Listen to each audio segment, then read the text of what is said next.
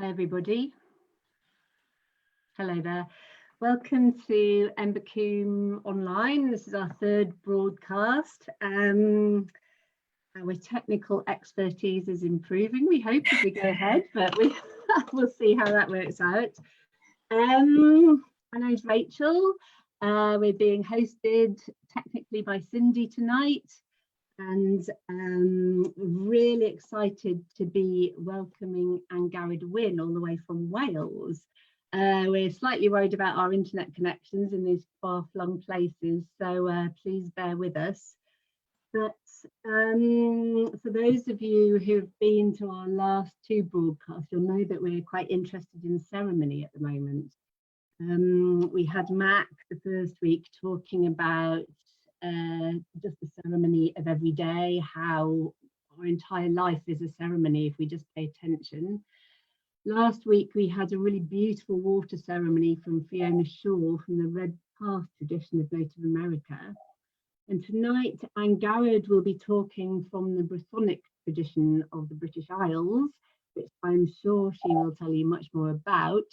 But just wanted to say hello to her, and the first question that I have for her, other than that, could you say a little bit about the Brythonic tradition, is why is ritual important for us at this time? Good evening, everybody. I'd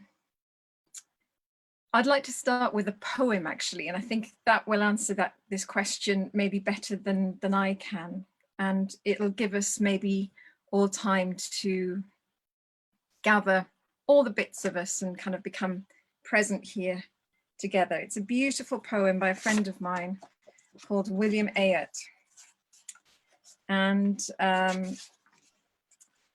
it's called A Challenge, and it's from his longer piece called Email from the Soul. Did you ever get up in the muddle before dawn for no better reason than that you wanted to greet the sunrise?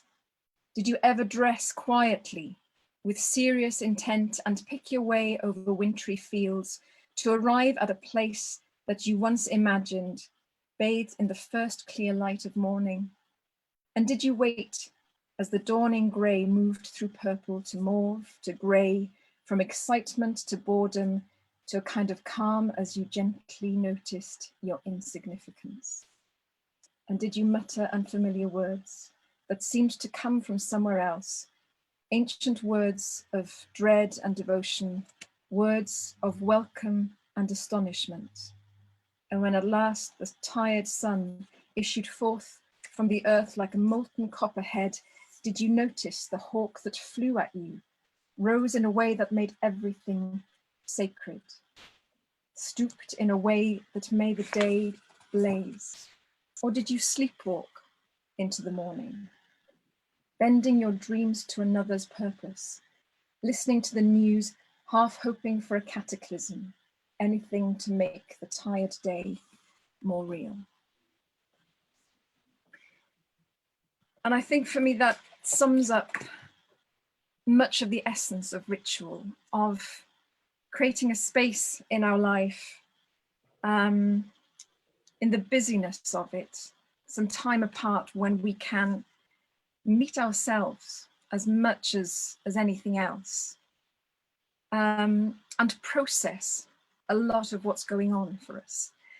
And it feels in a way that this great pause that we're experiencing now during this time of pandemic, that for much of us, for many of us, you know, who are at home, either not working or working in a different way, still well, still able to have some time in the garden or in nature on a walk or something, there is a sense that this pause is an invitation to ritual, is an invitation to go deeper, to notice this glorious spring more.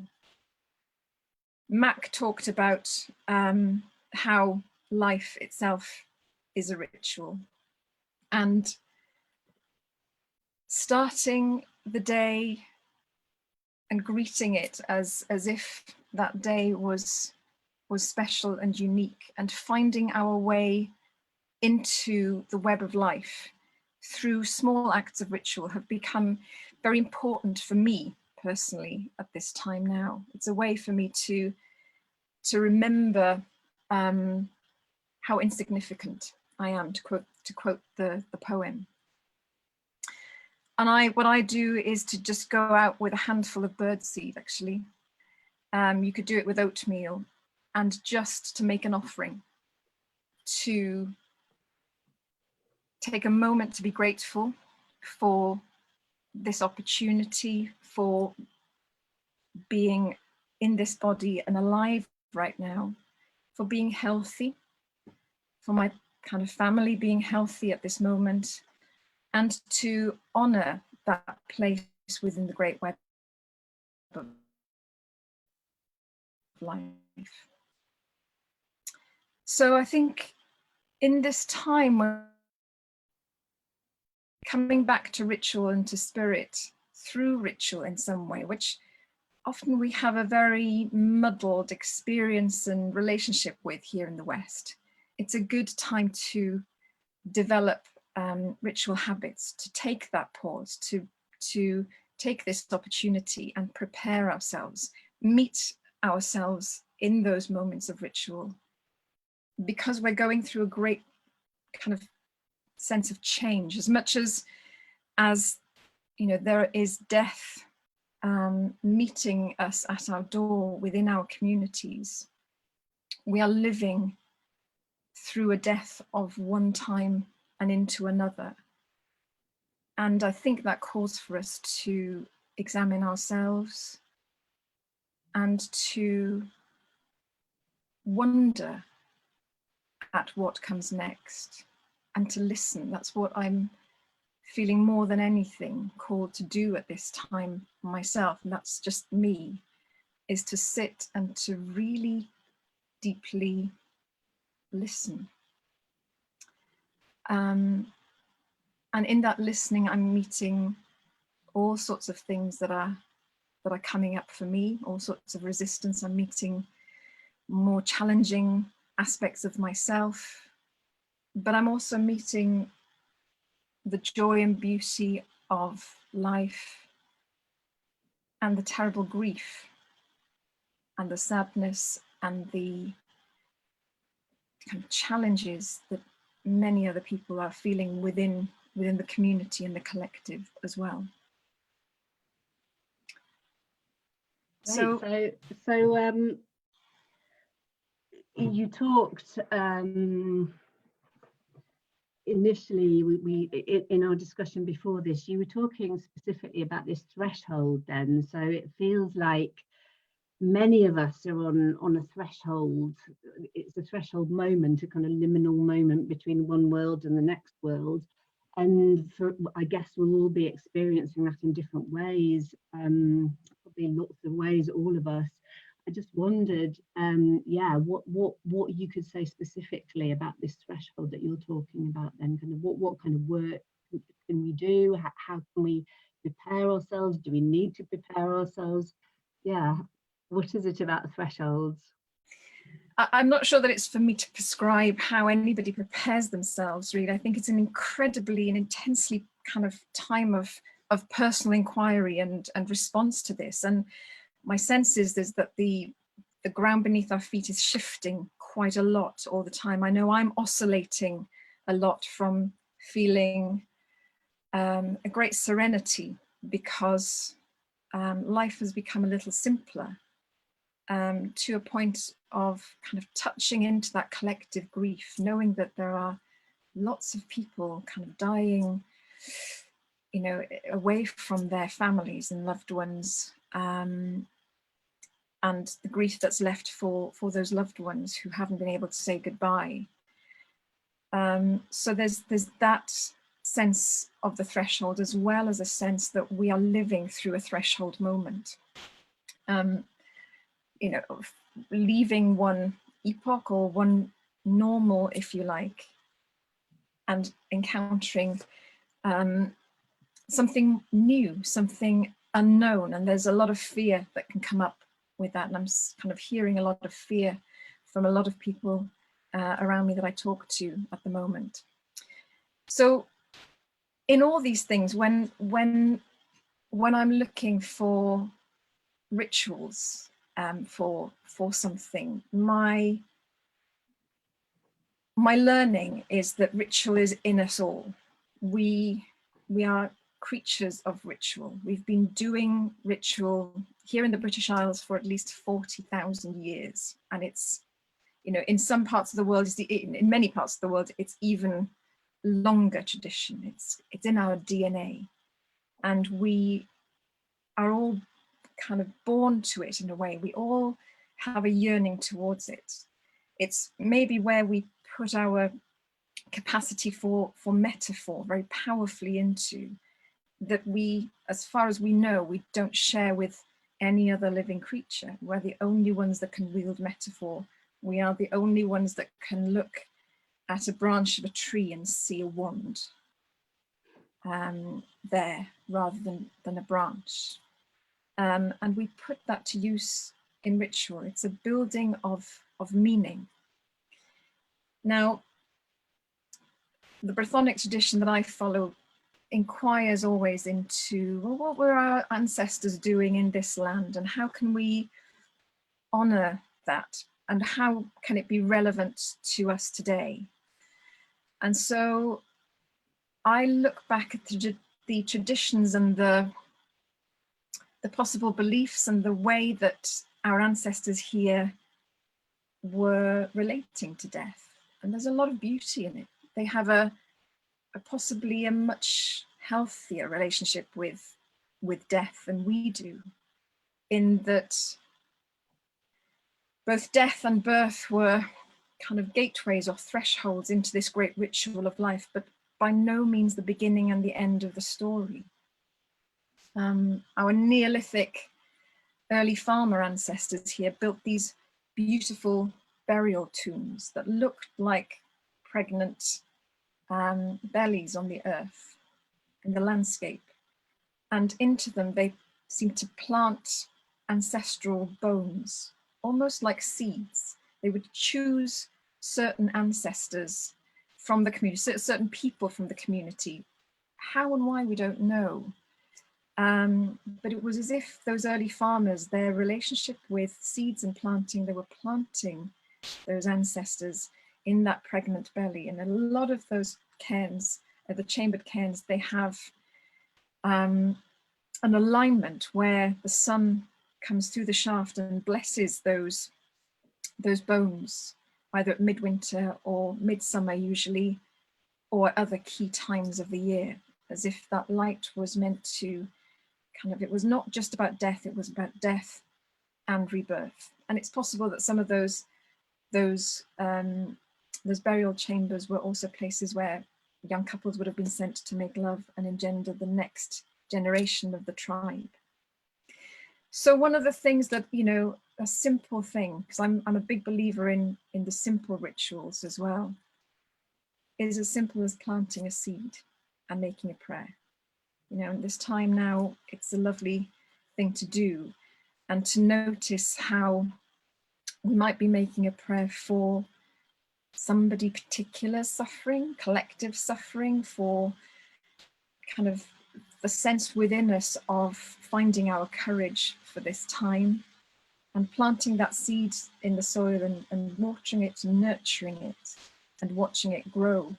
And it's a part of it is, I suppose, aligned with sympathetic magic, in that if we tend and nurture something, if that itself is a relationship, it's a ritual in itself, it builds meaning and connection.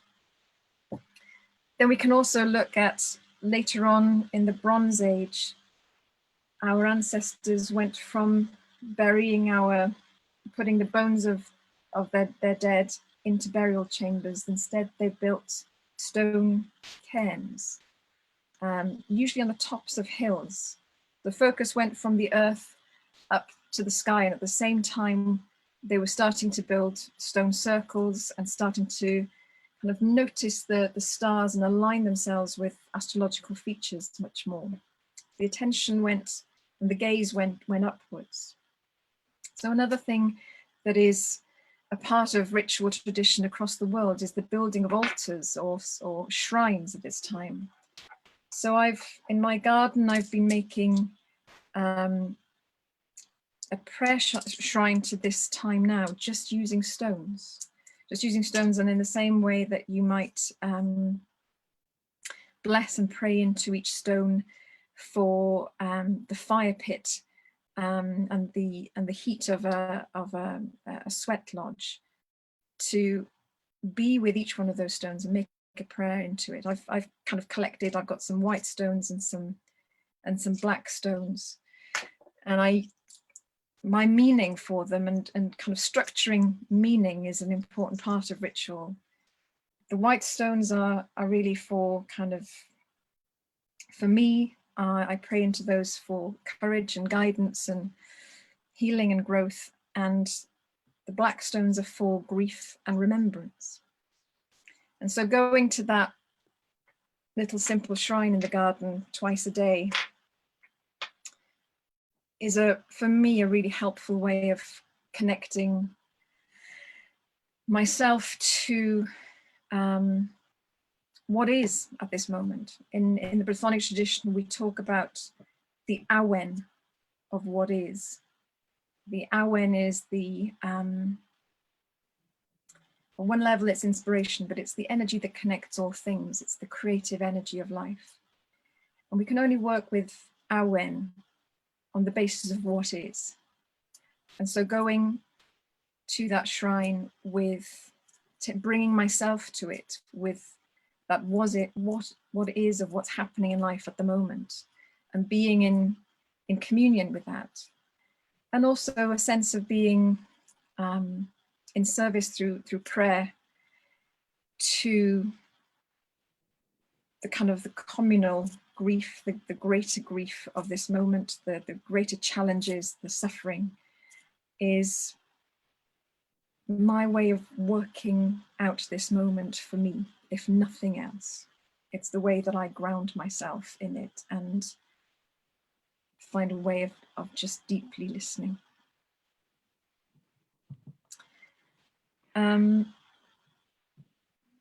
Another lovely tradition, which I think is really beautiful and easy for everybody to partake in, is the making of, we have a tradition here in Britain of hanging rags, prayer rags on trees. It's an old, it's a simple symbology. The earth, the roots are deeply connected with the great web of life, with all that is.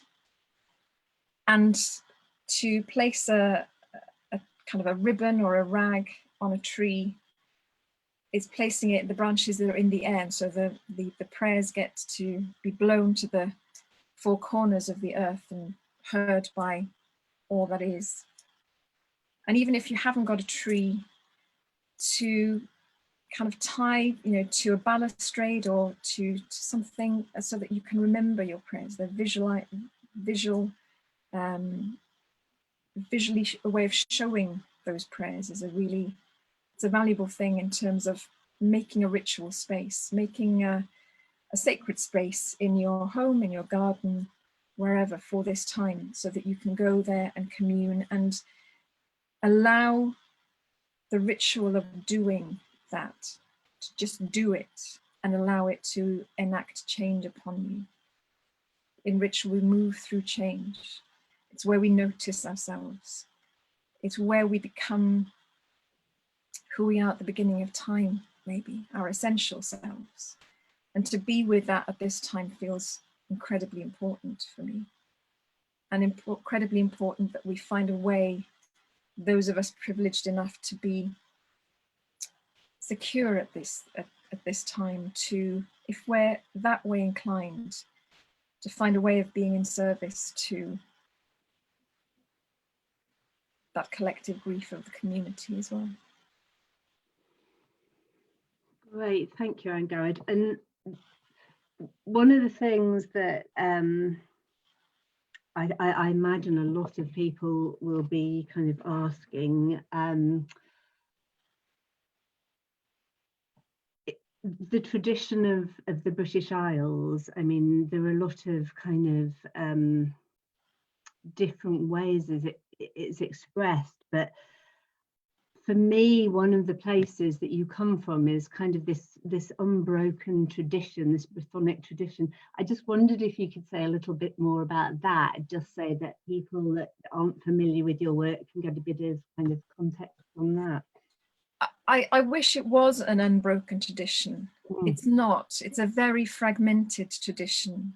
And what I and a number of other people are trying to do right now is to pull back the threads of it, looking at the really old poetry where a lot of the kind of old Druid magic knowledge was hidden, following, you know, the persecution of the Druids by the Romans, to find those little ways back home, to look at the archaeology, to look at what might have been happening, and to allow ourselves to work with intuition on it as well. And I think, you know, nobody gave my ancestors the book of this is how it's done. Ritual, when it's meaningful, arises from the now, but is informed perhaps by tradition, if and when there's tradition there to inform it and to ground it. So we're piecing it together, and there are others trying to do the same things. I think we've all had the experience or know of great teachers that have generously come from all across the world over the last 20 years, perhaps in particular. And the message of the majority of them is, it's, you know, we're coming to show you so that you can find your own tradition. And for me, there is something, there's something deeply meaningful about finding connection with the ancestors of this land, honouring this land in a way that is familiar, is layered within the earth itself in some way. I mean, I'm a Welsh speaker. We talk about the language being given to us from the land. I think that culture, a lot of culture comes from the land, was shaped by landscape. And so for me, you know, it's about reweaving the tattered threads of the tradition into something that has meaning and that can hold us now. And I find that very empowering for the individual as well, because something that we've been talking here at Embercombe a lot, and you've been involved in these conversations, is what does ceremony mean for us now, for us in groups or for us as individuals? You know, what traditions can we use? What are the rules? You know, and it feels from what you're saying, and certainly what we've been investigating, that actually there are some threads that can be followed, but actually it's for the individual to develop their own relationship with kind of the land, the earth, you know, what they see as the mystery. Yeah, I think there's a lot of learning that we can do, and, you know, generously accept the generosity of a number of teachers. I mean, one of the things is that there's very little guidance in the Brythonic tradition around prayer. Prayer, you know, and we have such, in the West here, we have such a difficult relationship with prayer sometimes, because it has connotations for us that may not be comfortable. So, you know, working with kind of Fiona did a beautiful job last week of showing us, you know, this is how we can pray. So learning from that, and I'm constantly asking the question of, is this a missing part of our tradition? And if so, you know, where do I feel that I can connect with it? So yes, I would say, you know, it is ultimately for everyone to find their spiritual connection with place, with spirit, with the all that is. We can learn from traditions. We can be initiated into traditions follow paths. But even within that, the negotiation at the end of the day is one-to-one, kind of the all that is and us, finding our little small place in the web of life and honoring that, and just if we're all doing that in some way, finding a greater balance and a greater sense of why we're here on earth. I remember sitting actually last year when I was teaching at Embercombe and sitting on the step of the caravan before an evening session, and I was watching a bee go from flower to flower. And it would just kind of hover really close to some flowers and then fly off, as if it really knew where the pollen was and where it wasn't. I was thinking, yeah, bee really knows how to be bee.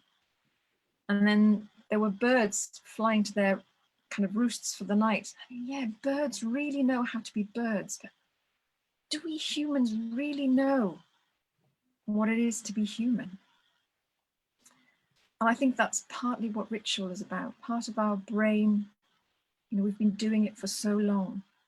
Part of what ritual is finding ways to remind ourselves how to be truly human again, in community, in ourselves, and in appreciation for all that is. I mean, I think it's there's some lovely thought that at some point maybe we should be called the reason why we're here on earth is to appreciate it, is so that we can story it, is so that we can appreciate it as sacred. And I think this pause, this lull, for many of us who are privileged enough to have security and space, it's a real opportunity to connect with that. Great. We had a really interesting question come up from Susie, just asking who you consider your teachers to have been. So I started, well, firstly, I suppose my first teacher was nature itself, and awe for life. So I think we come into the world with connection. And I remember being very kind of connected as a child. And then along the way, going to chapel and everything, I remember saying to a minister, I think I met God in the woods the other day. He said, no, it wouldn't have been God that you met there. So I went on a long journey into the Western magical tradition, firstly into high magic, through an organisation called the Songlines Sodality. And my early training was there in my late teens and early 20s. And then I found that personally, it was too scientific, too rigid, too, it worked using the will too much, and it just didn't sit kind of comfortably for me. And so I then found myself into Wicca, and from there to kind of Celtic shamanism, and into various traditions, until in the end it seemed strange that all these traditions were focusing on kind of deities and deity forms that weren't of this land. So I kind of went searching more for that, and just did my own thing for a long time, until people started asking, what is the tradition of this land?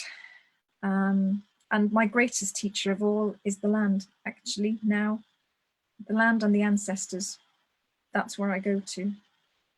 I feel I've got a lot of structure through a lot of learning, and to put it all kind of, and it's good to know when you can put that away and develop it more of an individual connection. And along the way, I've been just really grateful for Indigenous teachers and very enlightened people who have given me their time and their teaching as well. So many teachers, but now it's it's just communing. It's just the listening with the what is.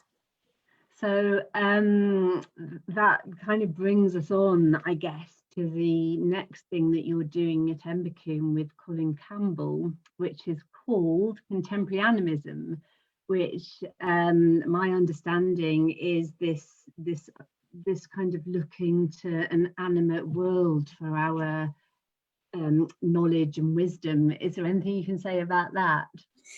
Yeah, I was talking to Colin on Monday. Yeah, Monday. Yeah, I think for me, one of the great challenges that we as humanity face is acknowledging how small we are in the world, in the great universe of things, and that we are a part of the web of life and not husbanding it, or not controlling it, or not greater than it, not able to manage it. And I think, you know, this virus is showing us that we are not kind of, we can't continue to think that we're cleverer than it. And there's a sense that we have gone to the edges of ourselves as human beings, and there's an elastic that is now tugging at us, trying to bring us home to ourselves, into communion with the web of life, with the all that is. I think we're kind of an animal that yearns to make meaning, yearns for community, yearns for connection. And what I see when you know, my partner and I, we take people on pilgrimage as well. And what I've learned through that is it's not us doing the work. If you take people away from the busyness of life and kind of urban areas and put them together and take them out onto hills and moorland and tell them the stories of those places and allow them to sink into it, within 3 days they've come to a very still place within themselves, where the values of kind of being in community and friendship really come to the fore, and an appreciation and just a greater sense of confidence in themselves. We live a lot with fear in our current world. Part of that is to do with our fear of death, and fear of danger. Danger is inherent in life. So kind of, you know, giving resources of connection, enabling us to find better ways to relate, to notice the beauty, to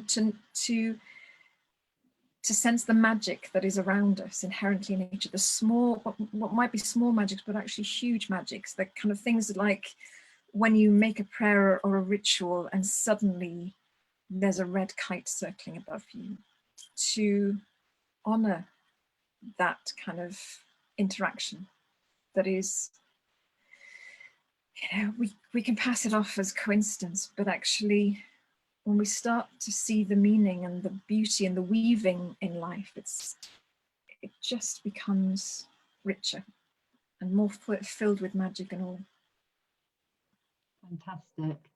Well, I'm looking forward to your time with Colin Campbell. It was going to be this July. We're not sure at the moment whether it's going to be, but if it's not, we'll reschedule it. But what we want to try and do now is something we've never done before, so we'll see how this works. But we wanted to see if we could take a live question. So I'm going to pass over to Cindy, who's going to see how this works. Okay, hello, yes. So I'm just going to ask if anybody does have a question, if they'd like to raise their hands, and you should be able to see a little button on your screen to raise your hand, and then I will unmute you and you'll be able to ask your question live to Angharad here.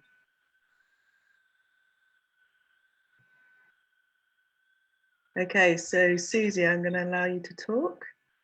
and you can speak to Angharad now. Hello, Susie. Hi, Angharad. Thank you for this lovely, lovely offering. I would like to know, please, how important is it, in your opinion, to know the stories of the land? I know it's clearly crucial to be able to listen to the land here now, but how important, as a kind of as a supporting fundament to that, do you think it is to know our ancient mythologies, to have read the Mabinogion or the Book of Hergest or whatever?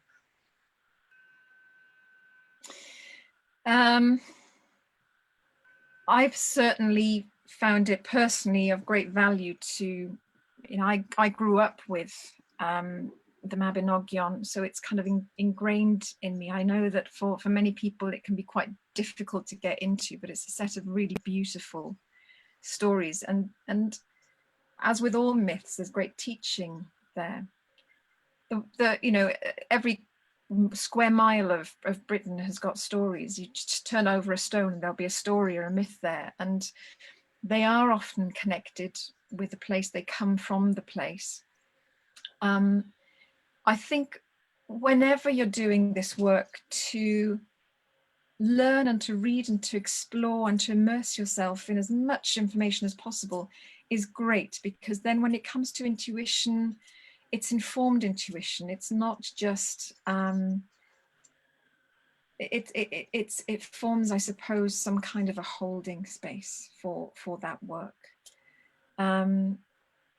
I don't think, that's not to say, and I'm very clear on this, is that, this work with this land and this tradition, it's not exclusive at all.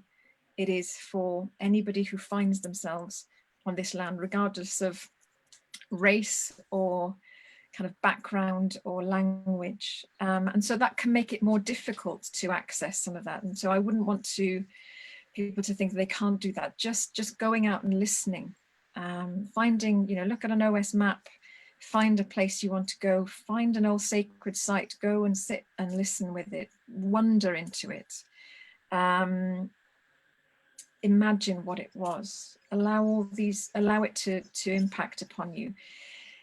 And sometimes it's the land that takes you to the story as well. And there are many stories, one of the great sadnesses is for us is that many of our stories have been lost.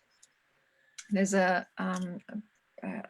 manuscript called the Triads of Britain, and they probably mnemonics for kind of druids and poets to remember the stories and the wisdom tales.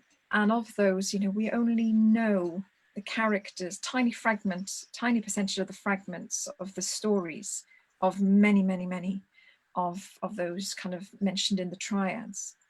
So there are many that we have to restory the land as well.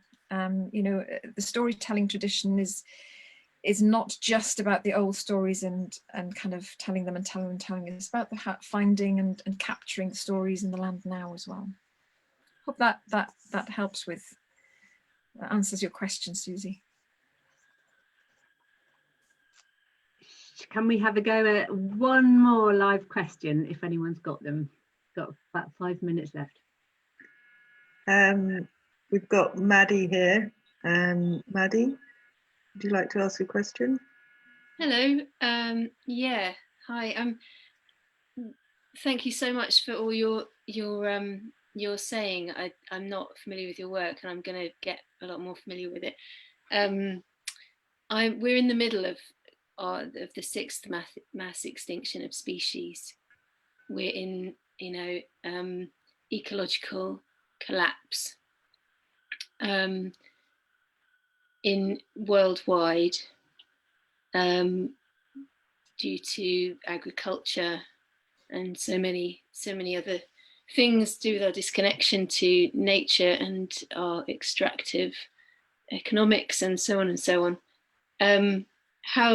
What are your thoughts about how we can collectively come into a sense of grief and processing relating to that loss of our companion species on such a grand scale especially if we live in cities and so on, to contemplate and to somehow come into relationship, conscious relationship with what is going on. I wonder about your thoughts about that. Thank you, Maddie. That's a really good question. For me, the flip side of the coin of grief is love, and I think that has to come first. And what I sense is that we have to fall in love with the earth and with its creatures again. And what I've been talking about kind of small rituals, connection, listening, opening our hearts and minds to the fact that this is an animate world around us, that we can sit with a tree, that we can sit and reflect with a rock. And it's really hard especially for the Western mind to do that, because we've had so many centuries of thinking of it as nonsense and talking about it and kind of putting barriers up against us doing that. So I think we have to be kind to ourselves and courageous and normalize a sense of that wonder and connection with nature, and to do what we can to support people to have those connective experiences. And I think from that, then